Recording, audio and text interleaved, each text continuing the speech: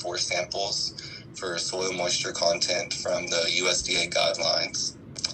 And then also soil texture analysis was performed from a hydrometer method, measuring the change in water column density.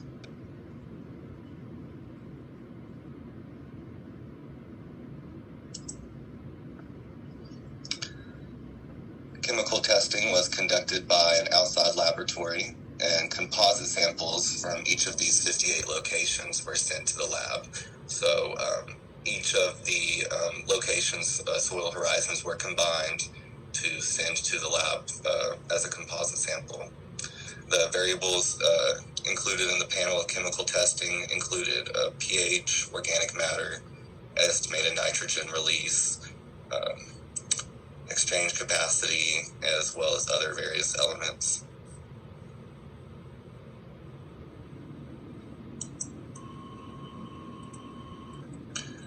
And this is the result of the grain size analysis on the soil classification chart using the USDA method.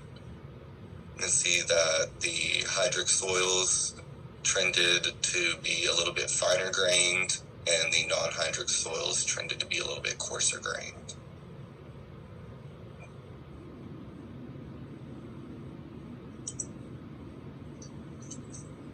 Here's the logistic regression equation that was produced from William Jarvis's work that was used in the calculation of our probability surface for our wetland delineation.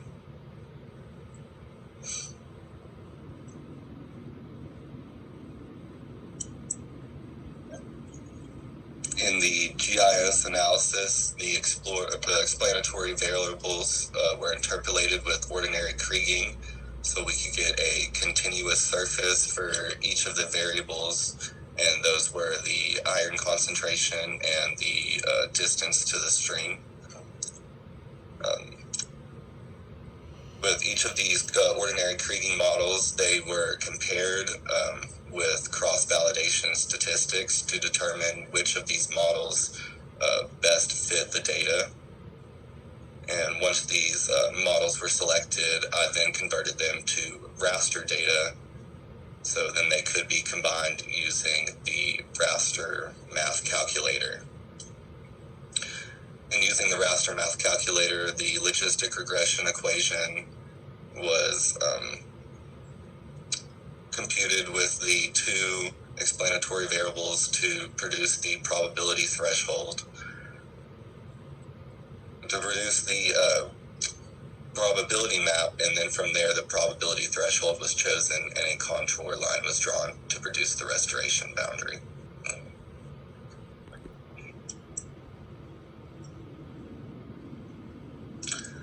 This is the results from the raster surfaces from the iron concentration on the left and the distance to stream on the right.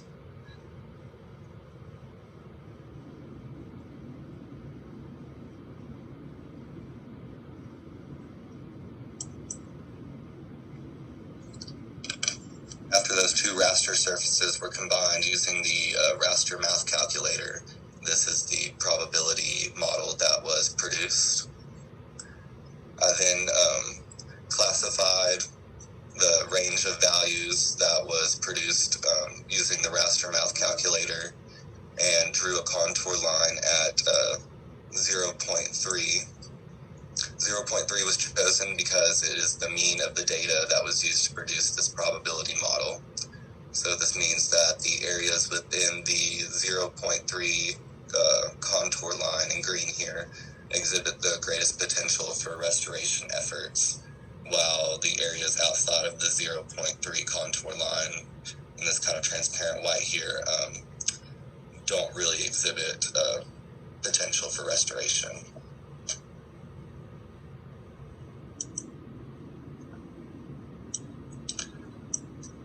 Devil's Kitchen Branch Bog is smaller than the outline provided by the United States Forest Service.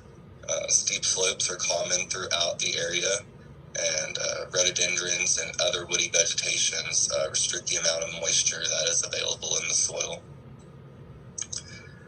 Logistic regression models indicate that iron and distance to water are the best predictors of hydric soil conditions, and therefore these indicators can be used as parameters for wetland boundary delineation.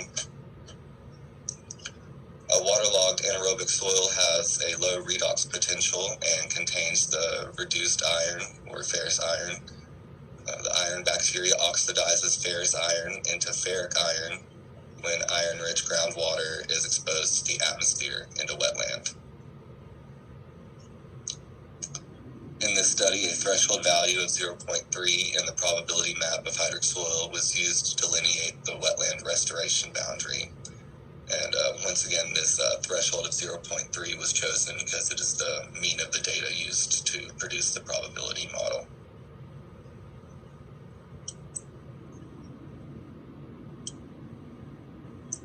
Some limitations to the study. There was a low number of samples, which could have led to an overfitted model or unseen correlations in the data. There also could have been sampling bias with hydric soils being overrepresented. As you can see in this figure here, there weren't any trails really or cleared out areas, so it was definitely going through the thick brush to get to the sampling locations. Also, once we found that we weren't maybe collecting as many hydric soil samples as we had hoped, we went back to areas where we assumed that we would find hydric soil samples.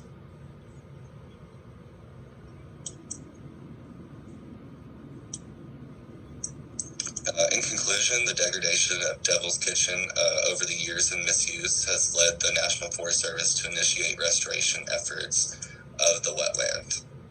Studying the complex soils of this environment provides data useful to protecting areas suitable for restoration.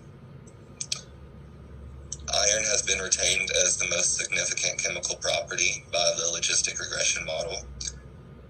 It was found that an increase in iron by 1 milligram per kilogram increased the odds of having hydric soil by a factor of 1.041. The steep and numerous slopes restrict the area suitable for restoration. That would be the main limiting factor for this study area. And it was found that the low slope areas closest to the stream, where the highest concentration of iron is located, has the greatest chance of restoration.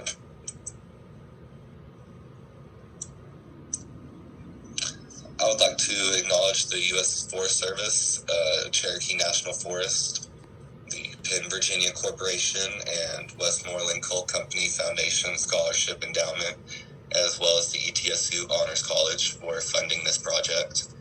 And I would like to thank Drs. Arpita Nandi and Ingrid Lefman for mentoring me through this study. I would also like to thank William Jarvis for partnering with me in this project and producing the logistic regression model needed to continue the research. And I would also like to thank Isaac Shockley for assisting in field data collection. And I would like to thank everyone for attending this presentation, and I'll open the floor to any questions that anyone might have.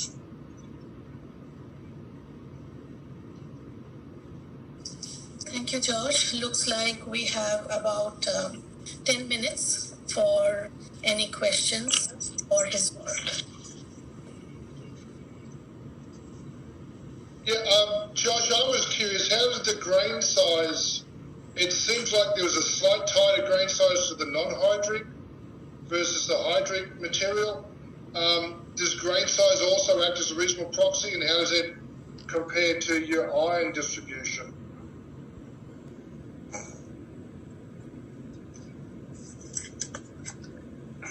Let's go back to this grain size distribution chart real quick.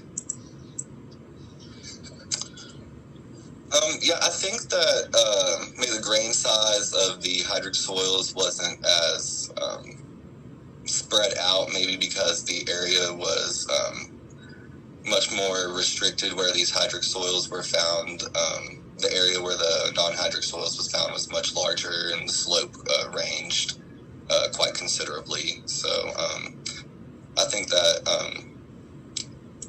where the hydric soils were found and the concentration of iron, there were definitely more of a loam to a silt loam grain size. Right, understood. Okay. Yeah, I was just curious whether you use the grain size. It looks to me like you're going to be more dependent on the iron than the sedimentary characteristics ultimately to define the perimeters of the bog. Is that a fair call? Yes. Yeah. Okay, no, cool. I have a sort of a follow-up question, since we're talking about parameters that might define or influence where we have hydric soils. As a hydrologist, it's absolutely clear to me that distance to the stream and the presence of water is going to be an important factor. Iron less so. So why is iron normally associated with hydric soils? And why is the presence of the iron so important?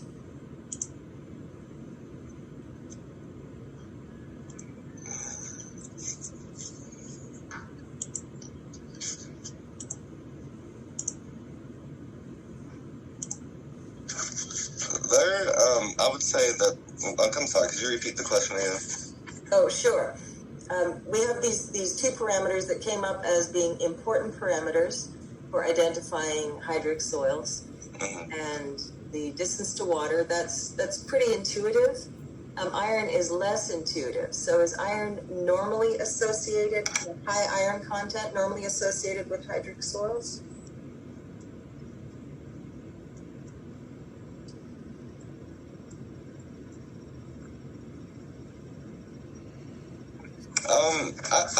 I think so. I think it has to do with the movement of groundwater in oxidizing the iron at the surface. If I can add a little bit to this, Josh, the other project that we worked on very close to the ones that you are working on found almost exactly those two same parameters to be important. And the assumption was the iron-rich groundwater was feeding those wetlands. So wherever you have those wetland soil, the iron-rich groundwater is helping to feed those wetlands. A similar study was done not in your study area, but in the other one, which was like only a few meters away from you, which Isaac Shockley and Victoria Anderson worked on. Another hydrologist from a different university did put a monitoring well, and he found that there was a groundwater recharge in that area, and those groundwater were rich in iron. So the prediction was the high iron content in this type of wetlands were attributed to the recharge of the wetland from the groundwater.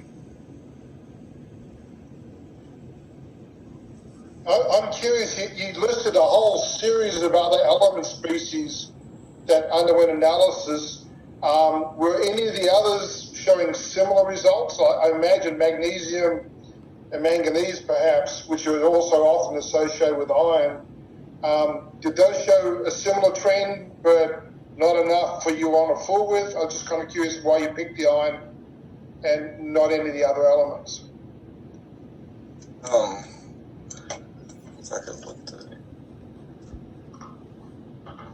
There was some significance with boron and copper, phosphorus, but the correlation to the hydric soils wasn't high enough. Right. So you ran with the big dog and left the puppies behind. Yeah. Okay. I'm going to jump in a bit too, because Josh was working off of the results from Rex Jarvis, and so this is the more fair question for Rex, who's off doing his master's. But the results of his logistic regression model the iron and the distance to water, those were the two variables that were retained. So the strength of the relationship between hydric soils and the other ones wasn't strong enough for them to be retained in the model. Yeah, okay, understood. Yeah. Cool. I had my thumbs up because, Nick, it was a great question. And Josh, if you still remember that some of your variables had cross correlations. When you have cross correlation, only one variable will be retained. So hopefully if you can go back to the correlation statistics, you might still see iron and manganese are cross correlated, and only iron became retained and left out the manganese part. Something to look for you, Josh. Maybe you will be getting these questions again. And great question, Mick. Okay, no, cool.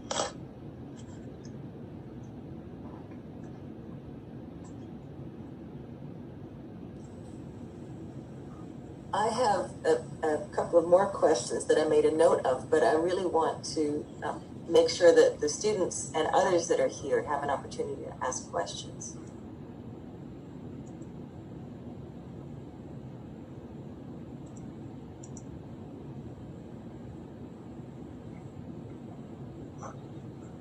Okay, so while you're thinking about your questions, Josh, I have one more that is, you indicated that when you were, doing the field work and looking at the preliminary results, you weren't getting very many samples that indicated hydric soils. So you went back out in the field to do some kind of more targeted sampling so that you could get some samples that were hydric. How did you kind of pick those locations? What were you looking for out in the field? We were looking for obviously the distance to the stream, and also low sloped areas, and maybe existence of some ponding nearby.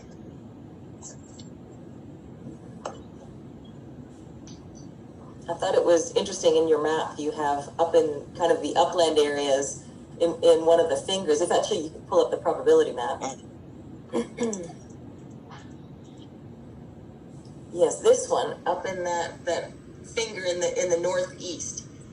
You have kind of a higher probability of wetlands there. So that is sort of interesting because it's an upland area, but I guess that particular part has a low slope. Yeah, right next to the I guess the riparian zone of the stream is low slope before it pretty dramatically increases on the ridges on the side. Yeah. Okay.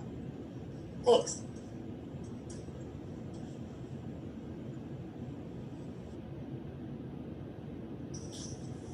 Any other question for Josh?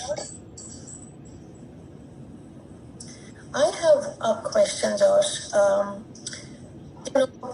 As you have done the field studies, we know that there are several other wetlands, little pockets of riverine wetlands, those still needs restoration, and the Forest Services plans to continue the study with us.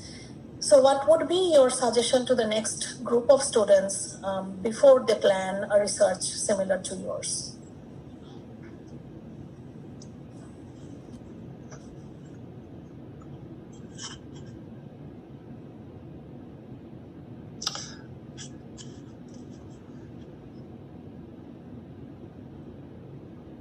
I guess when we were first starting out, I guess not to expect a result going into the project. I guess we were expecting to find a little bit more of a larger area that could be restored into a wetland. And as we were going through it, we were getting to sampling locations that just had like lots of thick roots that were very difficult to sample. So maybe just like keeping an open mind to what the results will be of your project, and also just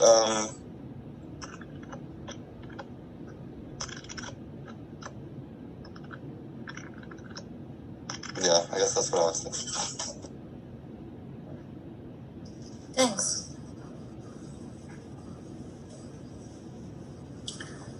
Well, it is almost 11:30. We may have room for one quick question.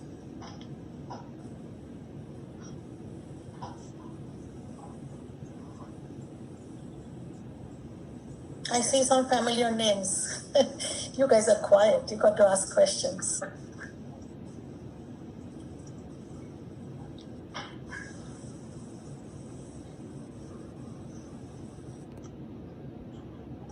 Hold on just a second. Hey, Josh. Hey, sorry I was late getting on because I had my class. I got on about 11:05 and I heard most of what you said. I'm on the phone with Justin, who's on a ship offshore. So I'm interrupted, but I'd like to talk to you later about it. I think you did good, and I was happy to see this link between our field trip last week and your data today. And Mick asked the very question that I wanted to ask you, which was the issue of manganese, because in the small wetland area that we saw in the field, we saw an example where there was a rich modeling of iron, but we didn't see much manganese. And then we walk 100 yards upslope a few feet, and we see an abundance of manganese, but no iron that I recalled. So this interplay between iron and manganese, what's the source? Is it in situ source, or is it being fed, as Dr. Nandy said, by groundwater? It's all very interesting. I enjoyed what I saw, and I'm sorry that I've got to step away. Okay. Yeah, thank you. Yeah. Yeah, just to Dr. Greg's point, we didn't really see any of the manganese concentration or hydric indicators in this study area.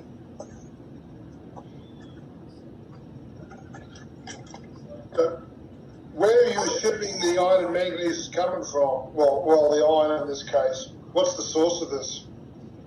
Yeah, I think it's the groundwater influx.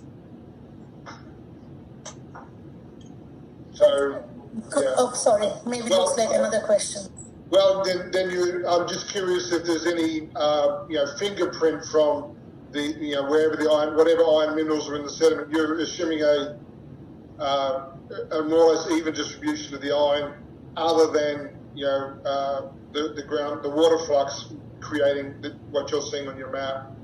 So you're assuming an initial sort of start of iron being spread out, disseminated equally, and any changes is due to the wetland itself. Is that a fair call?